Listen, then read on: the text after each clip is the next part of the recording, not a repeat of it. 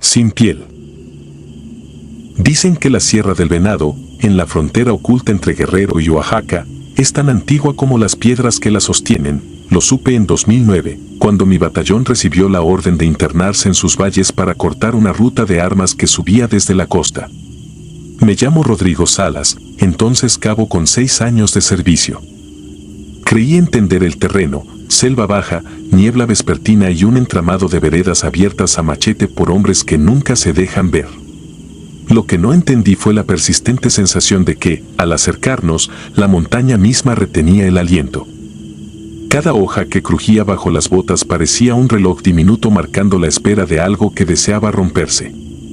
La misión duraría 15 días, al tercero perdimos la noción del tiempo. Lloviznaba sin tregua, un murmullo sobre las lonas que suplantaba al silencio. Entre los troncos, el agua se colgaba en hilillos viscosos, las laderas olían a cobre húmedo. De madrugada, cuando me tocaba guardia, me sorprendía cazando sombras con el fusil en alto sin recordar haberlo levantado. El capitán intuía nuestra atención y giraba cada noche los puntos de vigía, pero el cansancio fermentaba. Las mochilas pesaban menos porque el estómago ya no reclamaba raciones y nuestras voces se apagaban para no atraer ecos desconocidos. Solo los grillos parecían ignorar el pacto tácito de no hablar sobre lo que fuera que andaba fuera del perímetro. Al sexto día hallamos el claro que marcaba el mapa, un cráter de tierra removida rodeado por círculos concéntricos de ceniza y hueso. No eran restos de fogatas, habían dispuesto vértebras diminutas, quizá de chivo o perro, formando espirales imperfectas. En el centro, un palo seco mostraba un jirón de manta carmesí empapado de lluvia vieja.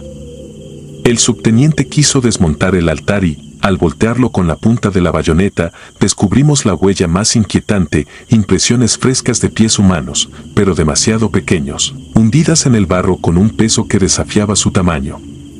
Nadie pronunció la palabra que zumbaba en nuestras cabezas, bruja, pero todos la entendimos. Esa noche la llovizna se convirtió en aguacero, y el suelo bajo el campamento empezó a latir como un corazón enfermo.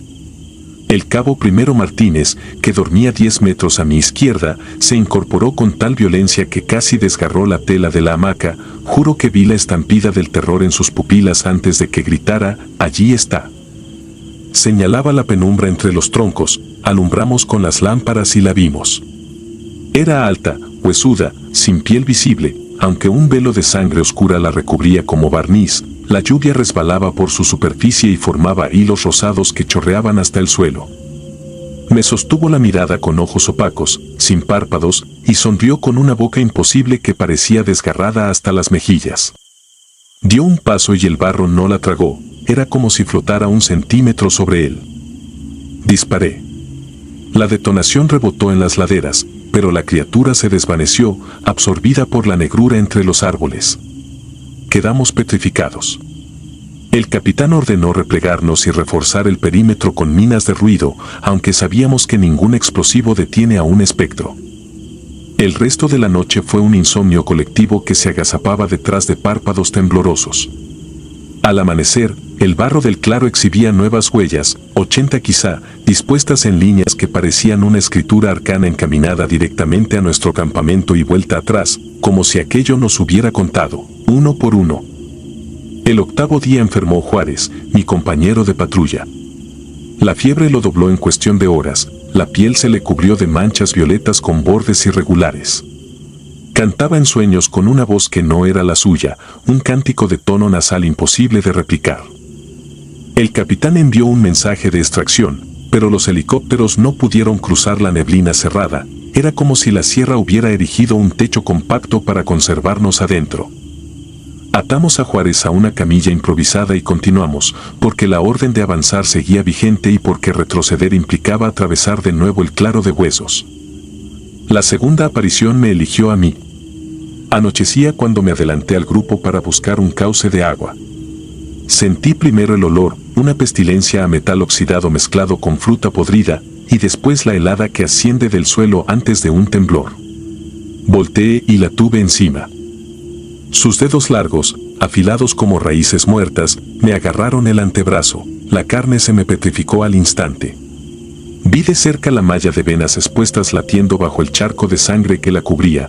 Ninguna tenía pulso regular, se agitaban como gusanos ciegos. Su boca goteaba una saliva verdosa que chisporroteaba en las hojas, como ácido sobre metal. Intenté gritar, pero la voz se ahogó cuando me susurró en un español gutural: sin piel, sin paz. Ese eco vibra todavía en mis tímpanos. No sé quién disparó, tal vez yo, tal vez el teniente que venía detrás. Hubo una explosión de luz y la criatura desapareció con un chasquido húmedo que dejó colgando lamparones de sangre negra sobre las hojas. Corrí sin aliento hasta el campamento. Cuando me vieron, comprendieron que estaba marcado. En mi brazo floreció una quemadura ovalada que no dejaba de supurar un líquido amarillento mezclado con sangre coagulada. Olía al mismo cobre rancio que impregnaba el aire cada vez que la bruja se manifestaba. Esa noche comprendimos la trampa. No era una simple aparición, sino un ciclo de caza. Cada huella dejada en el barro, cada espiral de huesos, era una invitación para que siguiéramos adentrándonos, alimentando su territorio con nuestro miedo. El capitán decidió desobedecer la ruta y cortar en línea recta hacia el norte para salir a la carretera costera. Nadie protestó. Al amanecer empaquetamos lo mínimo: fusil, agua, vendas. Juárez deliraba, su piel se desprendía en láminas finas como papel mojado. Me tocó cargarlo, sentí su calor pegajoso filtrar la tela de mi uniforme hasta quemarme la clavícula. La marcha duró 2 jornadas sin descanso. Al segundo atardecer divisamos una torre de alta tensión oxidada y supimos que la civilización estaba cerca. Con ella llegó el último embate. La bruja emergió de entre los matorrales a plena luz del crepúsculo. Su figura se vio clara contra las nubes rojas, delgada, casi elegante, como una mujer vestida con un traje de sangre fresca. Se deslizó hacia nosotros con la cabeza inclinada, balanceándose como un animal que husmea. El capitán ordenó fuego de contención. Los rifles retumbaron, las balas arrancaron esquirlas de roca, pero ninguna pareció tocarla. Avanzaba, y cada paso dejaba un charco que borboteaba como si la sierra bebiera de su rastro. Entonces Juárez, que hasta ese momento murmuraba balbuceos, se levantó de la camilla con los ojos velados por una membrana gris, extendió los brazos hacia ella, como un hijo que reconoce a su madre. La bruja se detuvo, ladeó la cabeza y le mostró los dientes. Comprendí que esa cosa no nos buscaba a todos, solo necesitaba a uno. El capitán gritó una orden que ninguno obedeció. El escenario estaba congelado en un silencio pétreo. Disparé a Juárez. Fue un acto reflejo, la bala le atravesó el pecho, y el bramido de sangre caliente bañó la tierra. El cuerpo cayó, y en ese instante la bruja desapareció con un chorro de viento que apagó hasta los insectos. La extracción llegó al amanecer del día siguiente. Nos encontraron con los uniformes pegados al cuerpo por la sangre y la humedad. Llevábamos la mirada hueca de quienes ya no esperan órdenes. A mí me evacuaron en helicóptero con fiebre hemorrágica. Los médicos dijeron que el brazo estaba infectado con una bacteria desconocida y que tendrían que desbridar tejido para evitar amputarlo. Lo hicieron, pero la herida nunca cerró. Cada mes sangra un poco y despide aquel olor dulzón que aprendí a temer en la sierra. No volví al frente.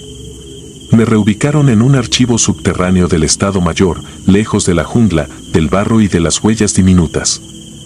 Allí paso las noches escuchando el goteo del aire acondicionado sobre las cajas de expediente. Cuando el metal golpea el cartón, me llega de golpe el recuerdo de la llovizna constante sobre la lona y la voz que reptó por mi oído: sin piel, sin paz. Sé que esa promesa no pertenece a un sueño, la llevo impresa bajo la venda, en la carne que la bruja marcó como señal de deuda. Cada pulsación de dolor me recuerda que la Sierra del Venado no devuelve prisioneros, solo otorga treguas breves antes de reclamar lo que considera suyo. Y yo sigo aquí, escribiendo este informe que nadie pidió, porque el vacío blanco de la página es el único sitio donde ella no puede mirarme de vuelta. Sé que mientras la tinta corra seguiré despierto. Cuando se acabe el cartucho quizás vuelva a escuchar en las paredes el roce de dedos sin piel buscando la entrada. Entonces entenderé que el permiso que me dieron para seguir con vida era apenas un parpadeo de compasión. Porque la bruja, o lo que sea, no necesita venganza, solo continuidad. Nosotros pasamos, ella permanece, alimentada por el miedo que dejamos regado como semillas de hueso en aquella tierra que, desde siempre, ha preferido guardar silencio. Así termina mi testimonio. Si alguna vez los asignan a la Sierra del Venado, no lleven más armas ni valentía de las necesarias, lleven historias que no teman perder, porque en ese lugar la oscuridad se cobra las suyas y les devuelve algo peor, un relato que nadie querrá escuchar, pero que jamás podrán olvidar. La extracción improvisada. Año 2016. Juro que escribo esto con la mano temblando. Mi nombre no importa, basta decir que fui operador de un pelotón de fuerzas especiales adscrito al 97º Batallón de Reacción Inmediata, Sedena.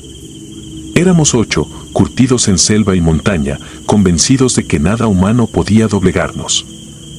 Aquella madrugada nos insertaron por helicóptero en la franja nubosa que separa los valles cafetaleros de la Sierra Mazateca, en Oaxaca.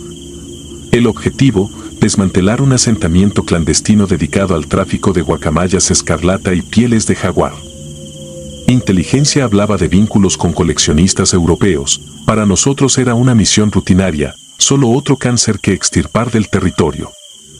El descenso fue un golpe de humedad fétida. Musgos fluorescentes tapaban las rocas y un vapor espeso subía desde barrancos invisibles.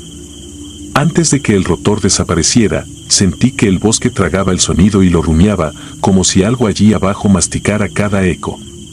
Caminamos en columna, yo cerraba la formación. A los 20 minutos noté que no había insectos cantando, solo un latido grave que me resonaba en el esternón, un pulso que no venía de mi cuerpo ni de la tierra, sino del aire mismo. Al llegar al claro señalado por satélite, el mundo cambió de color. Un círculo perfecto de pasto marchito se abría entre cedros gigantes. Ninguna fogata, ninguna tarima. Solo chozas bamboleantes hechas con bejuco y costillas de res, entre ellas colgaban decenas de pieles frescas, aún resumando suero. Lo peor eran las cabezas de guacamaya, alineadas en una espiral que conducía al centro del campamento, donde se alzaba un poste tallado con glifos olmecas y algo más reciente, garabatos que parecían garras cruzadas. Mientras asegurábamos el perímetro, Muelas, nuestro rastreador, murmuró: «Esto no es un mercado negro, mi sargento, es un altar». La luz cayó rápido. Montamos tiendas discretas y asignamos turnos. Tacubaya, veterano de Irak, tomó la primera guardia. Me dormí con el retumbar de la lluvia contra el nylon, pero desperté con un silencio líquido, como si el bosque contuviera el aliento. Miré mi reloj, 1:37. No escuchaba a Tacubaya reportar. Salí y vi su fusil apoyado en el mojón central, la correa oscilaba todavía. Di la señal de alarma. Los demás emergieron con linternas infrarrojas que apenas arañaban la bruma. Entonces sonó su voz, clara, suave, detrás del follaje: «Aquí, aquí, vengan solos». Pero aquel timbre arrastraba un zumbido metálico, un segundo tono que armonizaba con él, como si dos gargantas hablaran a la vez. Nos internamos en rombo defensivo, las hojas parecían susurrar sílabas que no eran español ni mazateco. Encontramos la gorra de Tacubaya en la orilla de una hondonada. A un lado, huellas nuevas, primero botas militares, después impresiones redondeadas con almohadillas felinas. Seguían rectas, se curvaban y luego regresaban sobre sí mismas, formando un símbolo en forma de 8. El capitán ordenó repliegue al campamento, pero el GPS mostraba que nos movíamos en círculos. Hagas lo que hagas, el marcador volvía al mismo punto muerto dentro del claro. La selva se había cerrado. 2:19, la radio solo escupía un chasquido rítmico, idéntico al latido que sentí al llegar. «Está usando la frecuencia como un tambor», murmuró Viejo Galván, experto en comunicaciones electrónicas. No pregunté quién era él. Para entonces lo intuíamos, algo nos leía, probaba nuestras barreras mentales igual que la lluvia prueba la arcilla antes de disolverla. Intentamos dormir de nuevo, turnándonos 3 en vigilia. A la mitad de mi ronda noté que el poste central sangraba un líquido negro. Se abrían fisuras nuevas en la madera y, por un instante, juraría que las garras talladas se movieron 1 milímetro hacia abajo, rasgando su propia superficie. Al alba faltaban 2 hombres más, Galván y Niño Cárdenas. No hubo gritos. Solo un olor agrio, mezcla de ozono y estiércol, que se aferró a la lengua. Abandonamos el campamento, esta vez rumbo norte, cualquier dirección con tal de salir. El capitán activó la baliza de emergencia, pero ni el satélite respondió. Caminamos 3 horas hasta escuchar agua caer. Al llegar, descubrimos un arroyo fosforescente, peces muertos flotaban panza arriba con las escamas arrancadas en espiral perfecta. En la ribera, símbolos idénticos a los del poste, grabados en raíces expuestas. Allí entendí que la selva entera era un santuario, un cuerpo vivo cuyos capilares estaban marcados con aquel sello jaguar. Cayó la tarde sin que encontráramos ruta de escape. El capitán, ya febril, ordenó prender fuego a toda área posible para crear una brecha visible desde el aire. Reunimos hojas secas y vertimos diésel. Antes de encender la mecha, un rugido desgarró la penumbra. Lo escuché no con los oídos, sino con el diafragma, una vibración que empujó las tripas contra la columna. De la bruma emergió una silueta, 2 metros de altura, testa felina pero torso humano cubierto de lodo y plumas. No corría, flotaba a cada zancada. Sus ojos eran pozos sin fondo salpicados de luciérnagas. Disparamos ráfagas automáticas. El retroceso fue real, los impactos, no. Las balas parecían atravesar una proyección líquida que se reconstituía. Entonces la criatura se abrió en 2, dividiéndose como humo, y cada mitad devoró la distancia hacia nosotros. Sentí su aliento a centímetros, hedor a sangre vieja y selva podrida. El capitán gritó: «Dispérsense», pero fue inútil. A mi derecha, Garra Herrera voló hacia atrás con la cabeza girada en un ángulo imposible. Escuché su cuello partirse como ramas secas. Corrí sin pensar. Perdí mi brújula, dejé caer la mochila. Solo llevaba el rifle y un terror infantil, puro. Tras minutos eternos tropecé con una cueva diminuta, tapizada de musgo fosforescente. Entré a gatas y cubrí la entrada con helechos. Afuera, el latido seguía, más fuerte, como si el monte bombease sangre a un corazón que yacía justo encima de mí. Entre el resplandor verde distinguí grabados en las paredes, guerreros sin rostro devorados por jaguares híbridos, debajo, un único glifo recurrente, un círculo mordido por 3 triángulos, semejante a una mandíbula cerrándose. El silencio duró horas. A la noche emergí. La luna se había vuelto naranja, su borde temblaba, como visto a través de agua. Unos metros adelante hallé el cuerpo del capitán, aún vivo. O eso creí. Cuando lo toqué, abrió los ojos, pero no eran suyos, eran espejos negros donde vi mi propia cara, envejecida y cubierta de lianas. De su boca salió un susurro que no pertenecía a ningún idioma humano.